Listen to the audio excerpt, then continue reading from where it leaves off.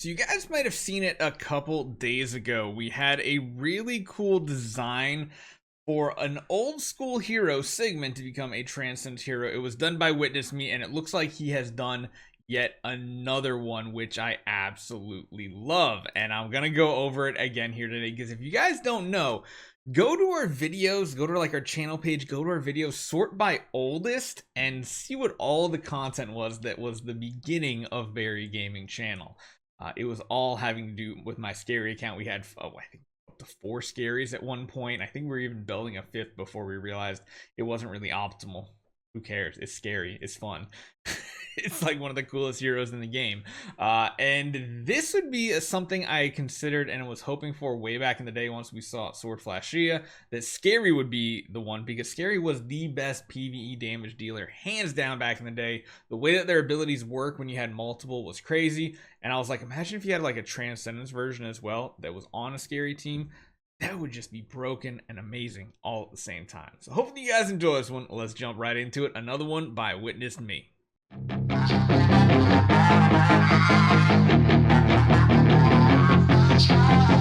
So here we go, Severed Soul Skerei here. So Skerei has always been an outlier, even amongst the ranks of the Abyss.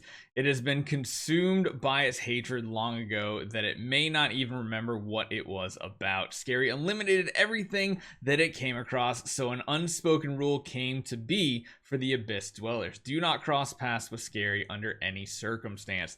The invasion happened, but it was of no concern to Skerei. However, the primal forces of the Abyss had other plans. It could not let the void take over the Abyss, so it granted Skerei even more power, that it mutated even further and fracturing its mind beyond repair. 2 more heads grew. One is cunning yet uninterested in taking action. Another was always seeking battles to satiate its bloodlust regardless of the consequences. The middle head slowly devolves into insanity just to make sure its bodily functions always aligned and keep the other 2 heads from destroying the anatomy. If then some individual still had some bravado to prove the Skerei wasn't as terrifying as it was, now every being steered clear of the area once they knew Skerei was approaching.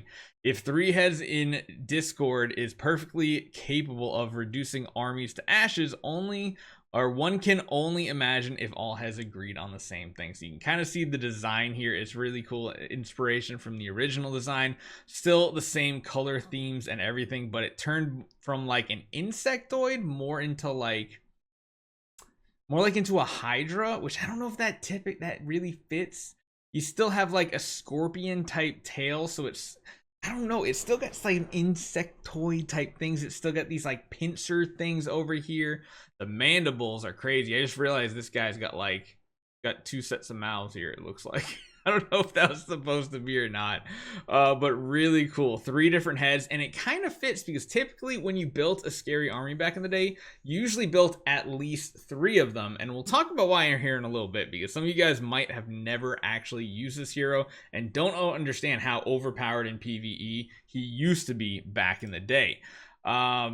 Holy cow, he actually made some actual hero skills too. I want to see what he has to say, because I have opinions on what they should be.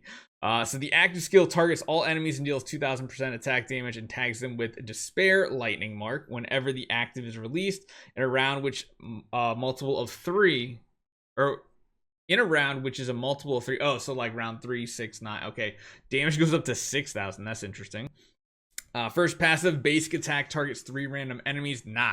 Skerei has to hit every target with every ability. I'm sorry. So we're going to read this as base attack hits all enemies, dealing 800% attack damage, each one having a different effect. Target, oh, I see how he's doing it. So target loses speed, energy received, another one receives. So it's like each head is basically targeting a single opponent.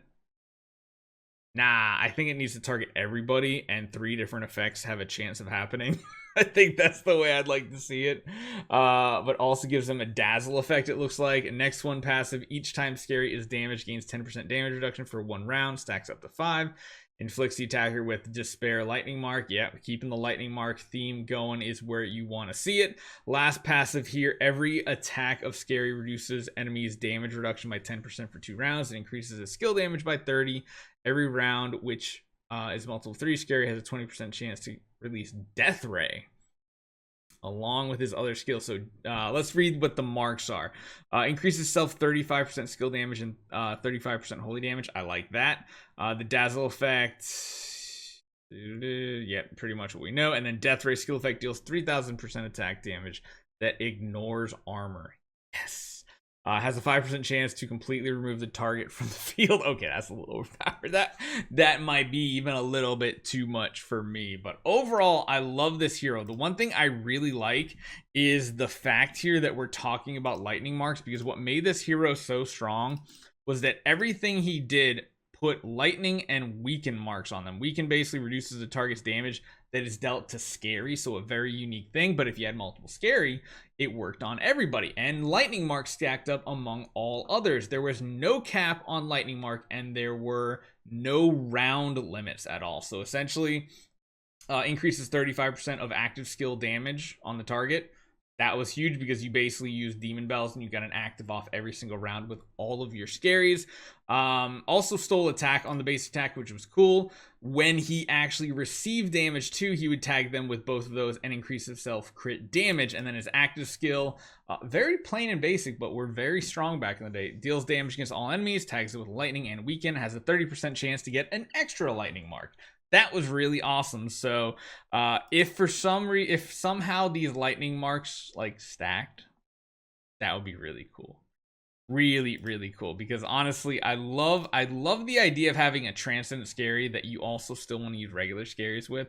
If I had my dream, you'd have 2 regular Skereis, Severed Soul Skerei, and then like your 3 support heroes, like, you know, maybe, I mean, Mystic Fairy Freya, Scarlet Queen Halora, and Heart Watcher, something like that. Kind of like a throwback to the old school days of how you used to build a PvE team, because let's not get it twisted here either.